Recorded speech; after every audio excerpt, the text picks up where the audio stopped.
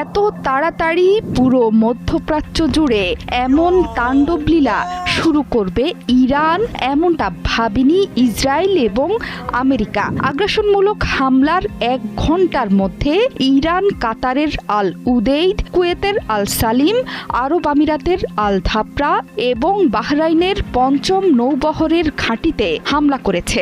ইসরায়েলে এরই মধ্যে তাণ্ডব চালাচ্ছে ব্যালিস্টিক মিসাইলের বহর। এখন পর্যন্ত কয়েক ডজন মিসাইলে রীতিমতো দিশাহারা আইডিএফ। এর বাইরে পুরো মধ্যপ্রাচ্য জুড়ে সাক্ষাৎ প্রলয় নামিয়ে এনেছে তেহরান। বাহরাইনে মার্কিন নৌবাহিনীর 5ম ফ্লিট লক্ষ্য করে মিসাইল ছুড়েছে তেহরান। বার্তা সংস্থা রয়টার্স বলছে, বাহরাইনের জুফাইর এলাকা থেকে ধোঁয়া দেখা গেছে, সেখানে মার্কিন নৌবাহিনীর ঘাঁটি অবস্থিত। মার্কিন মিত্র কাতারেও আঘাত হেনেছে ইরানি মিসাইল। যদিও সবগুলো মিসাইলই প্যাট্রিয়ট প্রতিরক্ষা ব্যবস্থা দিয়ে প্রতিহত করার কথা জানিয়েছে কর্তৃপক্ষ। ইরানি হামলার ভয়ে সাধারণ মানুষকে ঘর এবং নিরাপদ স্থানে থাকার নির্দেশ দিয়েছে দেশের সরকার। পাশাপাশি সামরিক স্থাপনা থেকে দূরে থাকতে বলেছে কর্তৃপক্ষ।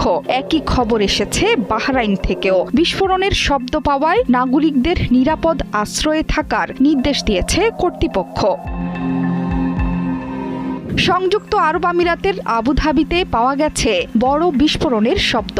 একই শব্দ পাওয়া গেছে কুয়েতে। পুরো দেশ জুড়ে বেজে উঠেছে সতর্কতা সাইরেন। ইরাক সিরিয়ার আকাশে উঠছে একের পর এক যুদ্ধ বিমান। ইরাকের আকাশে খুব নিচ দিয়ে উড়ে যেতে দেখা গেছে 10টি মিসাইলের বিশাল বহরকে। ধারণা করা হচ্ছে এগুলো ইরানের বর্ডার পেরিয়ে আঘাত হানবে পারস্য উপসাগরীয় অঞ্চলে।